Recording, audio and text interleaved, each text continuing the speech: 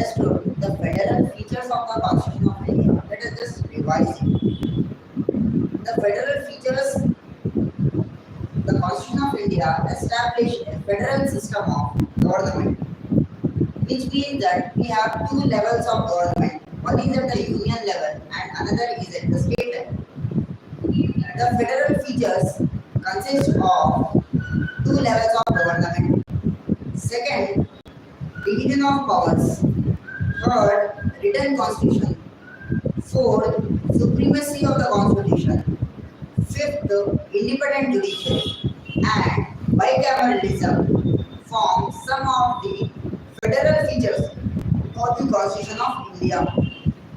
And along with the federal features, we have unitary features also, such as strong center, flexibility of the constitution, integrated judiciary, and appointment of state governor by center, all India services, citizenship provisions, and the emergency provisions comes under the unitary provisions of the Constitution of India. Next, let us look at the article number 14. Article number 14 says equality before the law. This is the element of a concept of rule of law as propounded by, as given by A.V. Dicey. The Constitution in the Indian system. Constitution is the source of individual rights. Article number 14, as per the Keshavananda Bharati case, where the court gave a doctrine of basic structure of the Constitution. Subsequently, the court said that Article 14, which is equality before law, is the part of basic feature of the Constitution. Now let us see preamble. As we say the preamble, when we read the preamble starts with the words, "We the people of India solemnly resolve to constitute India into sovereign, socialist, secular, democratic republic." Which we have seen that these are the ideals of our constitution. Then there are some objectives of the constitution where justice, liberty, equality, and fraternity. Now the word justice of social, economic, and political. Liberties are provided as liberties of thought, expression, belief, faith, and worship. And it gives equality of status and opportunities and promotes them all the fraternity, that is brotherhood among the Indians. And it also says that dignity of the individual and unity and integrity of the nation. The preamble does not speak explicitly about the environmental justice. Now the environmental justice, the degradation of environment, which we are seeing a natural phenomenon today, was not in that point of time. So we do not have any environment justice. Now recently the Supreme Court has talked about environment justice for all the citizens of India. Now let us look at some of the emergency features in our Constitution of India. Emergency features are, there are three emergencies in our Constitution. One is Article number 352, which is also called as national emergency. The national emergency can be imposed on the grounds of war, external aggression, or external aggression. Second is the state emergency. As per Article number 356, this emergency is called state emergency, and colloquially we call it as president rule. The ground for this state emergency is the failure of the constitutional machinery in the state. Then the last emergency we have is Article number 360, that is financial emergency. We have not seen financial emergency till date. This Article 360 has not been invoked by our legislature till date. Then let us see some of the evolution of the Indian features of evolution of the Indian Constitution. So first we will see, let us, the very first act which defines our evolution of Indian Constitution is the Regulating Act of 1773. This was the first act which was passed by the British Parliament for India to regulate the affairs of the company, British East India Company. The notable points relating to the Regulating Act of 1773 is that it established the Supreme Court at Calcutta at Fort Williams, and the Supreme Court of Calcutta at Supreme Court at Calcutta at Fort Williams. Elijah Infant was the first Chief Justice of the court along with the other judges. In the same act, the Governor of Bengal was made Governor General of Bengal, and the very first Governor General of Bengal was what is the first? Who is the first Governor General of Bengal? We have already discussed this part. Who is the first Governor General of Bengal?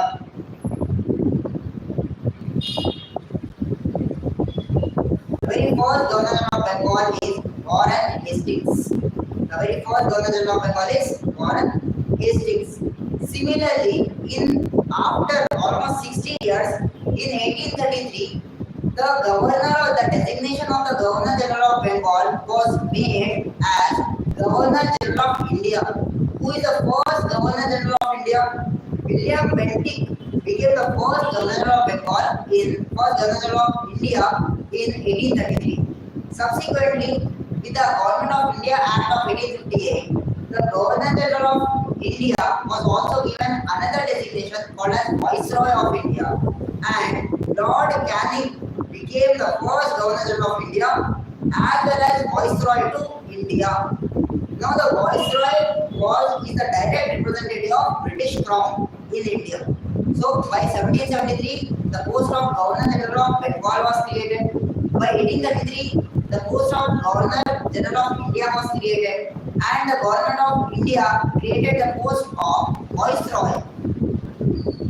So by this we complete our Regulating Act 1773, 1833 and Government of India Act 1858. The second most important act in the series of evolution is the Indian Councils Act 1861. Let us discuss the provisions of the Indian Councils Act 1861. The Indian Councils Act 1861 made the beginning of representative institutions by associating Indians with the law-making process. So the very first point is that the Indian Councils Act 1861 began the representative institutions by associating Indians with the law-making process. Second, it provided that Viceroy should nominate some Indians as non-official members of his expanded council. So as we have just discussed, in 1858, Lord Canning became the first Viceroy of India as well as the Governor General of India in 1858. Then Lord Canning in 1862, he then Viceroy, appointed 3 Indians to his legislative council. The 3 Indians were the Raja of Banaras, the Maharaja of Patiala, and Sir Dingarao. Please remember, in 1862, 3 Indians were included in the Viceroy's council, namely Raja of Banaras, Maharaja of Patiala, and Sir Dingarao. Next, the Indian Councils Act 1861 initiated the process of decentralization, which means that with the Regulating Act of 1773, before 1773, Governor of Bengal, Governor of Bombay, and Governor of Madras were at the same position. From the Regulating Act of 1773, the centralization process started, and the decentralization process started by Indian Councils Act 1862, which means that the powers was restored back to the Governor of Madras and other presidencies. Now we have by 1937, because of the representative institutions and other provisions, establishment of there was a complete devolution of resulted in a grant of complete internal autonomy to the provinces in 1937. There were many new provinces were also created through this government of Indian Constitution 1862. Then we have this Indian Constitution of 1862 empowered the Viceroy to make rules and orders for the more convenient transaction of business in the council. Then this 1862 this Indian Constitution 1862 gave recognition to the portfolio system. What is the portfolio system? Today we have ministers, the finance minister, revenue minister, home minister. The system is called portfolio system. Today we call it as ministries. These portfolios were given recognition by 1862. This was brought by Lord Canning in 1859. Then we have it established new legislative councils for Bengal, Northwestern Frontier Province and Punjab in 1862, 1866 and 1897 respectively. Then let us discuss the second most important act is Government of India Act 1935. Government of India Act 1935. What happened to the Government of India Act 1935? The Government of India Act 1935 was passed on the recommendations of Simon Commission, which came to India to see the implementation of Government of India Act 1919. Then Simon Commission. The basis of the Government of India Act 1935 was made on the basis of Simon Commission. Now, what were the recommendations of Simon Commission in 1930? Let us look. The Simon Commission recommended the abolition of diarchy. The Simon Commission recommended the abolition of diarchy. It recommended that extension of responsible government in provinces. It recommended the establishment of Federation of British India and British states. Then the Simon Commission also recommended that the continuation of communal electorates.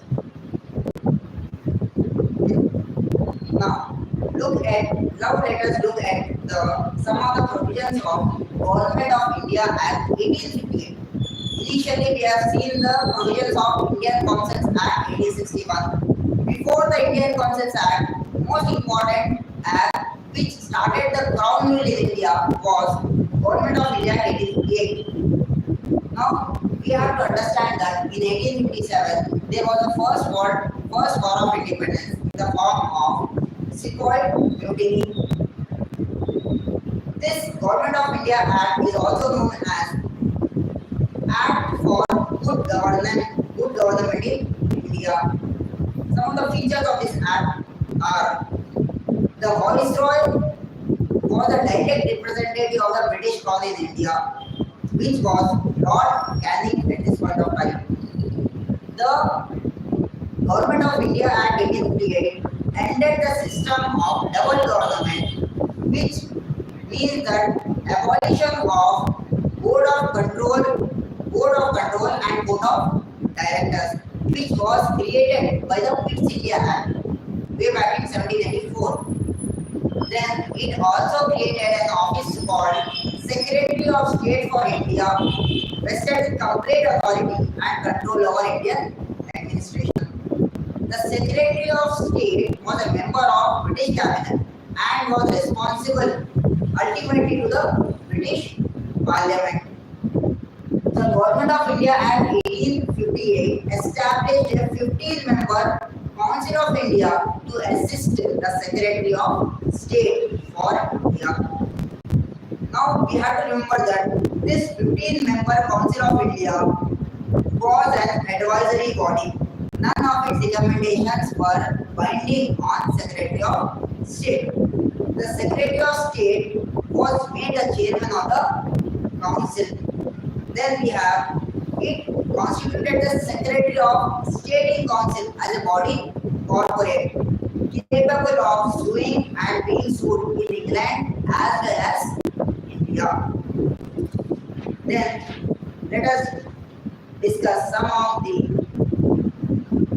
provisions or the salient features of the Indian Constitution.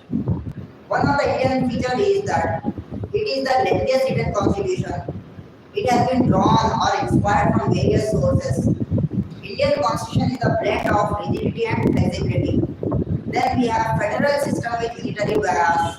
We have parliamentary form of government. We have universal adult franchise. Then we have integrated as well as independent judiciary. We have a synthesis of sovereignty and judicial supremacy.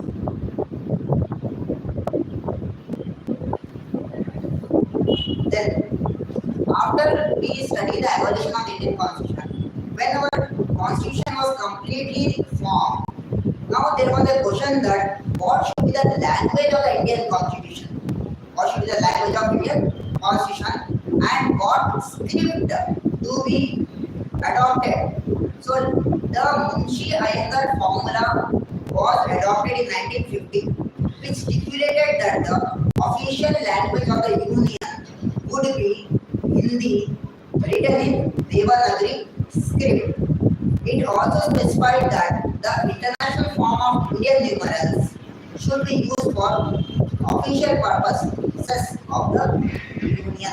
So when it says that what should be the official language of the Union is that Hindi written in Devanagari script, which was adopted by the Munshi Iyengar formula in 1950. And what is the numerals? International form of Indian numerals should be used for official purpose of the Union. So by this, we complete our most important 50 topics of the Constitution of India. From next Monday onwards, we will start another set of 50 questions which are most important, and we will also revise the other provisions of the Indian Constitution. So by this, we end our today's lecture, and we will meet again on Monday with another set of 50 questions. Thank you.